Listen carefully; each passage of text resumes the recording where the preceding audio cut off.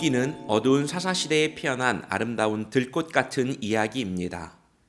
사사기가 참되신 왕을 잃어버린 사람들의 모습을 저 멀리서 조망하고 있다면 룻기는 카메라의 앵글을 한 가정에 맞추고 그 가정에서 어떻게 하나님의 계획이 펼쳐지고 이어지는지를 세밀하게 추적해서 보여주고 있습니다. 우리는 룻기를 통해 어두운 시대에도 어떻게 하나님의 계획이 연결되고 이어지는지 알 수 있습니다. 사사시대 베들레헴 마을에서 있었던 룻기 이야기는 하나님의 율법이 실제 삶의 현장에서 구현되는 이야기입니다.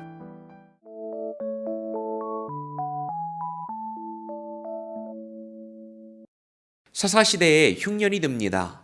베들레헴 땅에 살던 나오미 가족은 모압 땅으로 이주하였고 아들들은 모압 여인과 결혼합니다.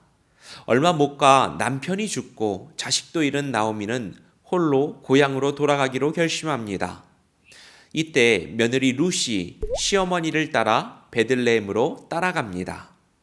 룻은 먹을거리를 찾아 밭으로 나서게 됩니다. 그녀는 우연히 보아스의 밭에서 곡식을 취합니다. 보아스는 이방 여인 룻이 곡식을 가져갈 수 있게끔 배려하는데요. 룻과 보아스는 이 만남을 통해서 서로를 알아가고 결국 결혼하게 됩니다.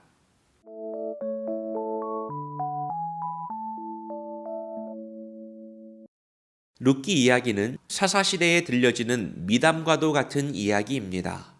저마다 자기 소견에 옳은 대로 행하며 각기 제 길로 걸어갔던 사사시대에 그럼에도 불구하고 말씀으로 살아갔던 사람들이 있었습니다.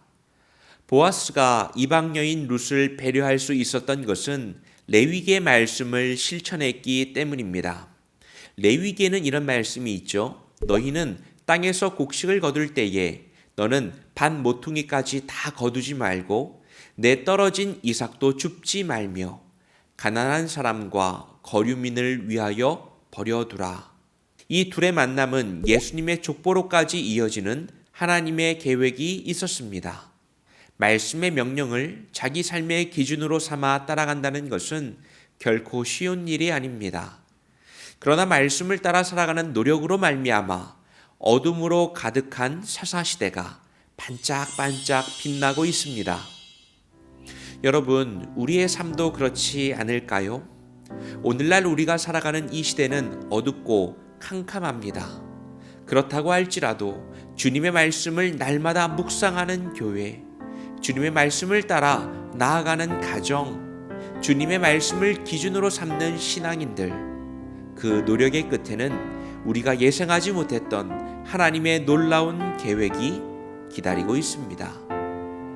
그 주님께 소망을 두고 팍팍한 우리들의 삶에 한 줄기 빛과 같은 주님의 말씀을 한 절 한 절 채워나가는 여러분들 되시기를 축복합니다. 하나님의 말씀을 나에게 주시는 명령으로 깊이 깨닫고 한 걸음씩 실천하며 나아가는 삶이 되기를 원합니다. 주님, 그 길을 따라갈 수 있는 힘을 허락해 주옵소서.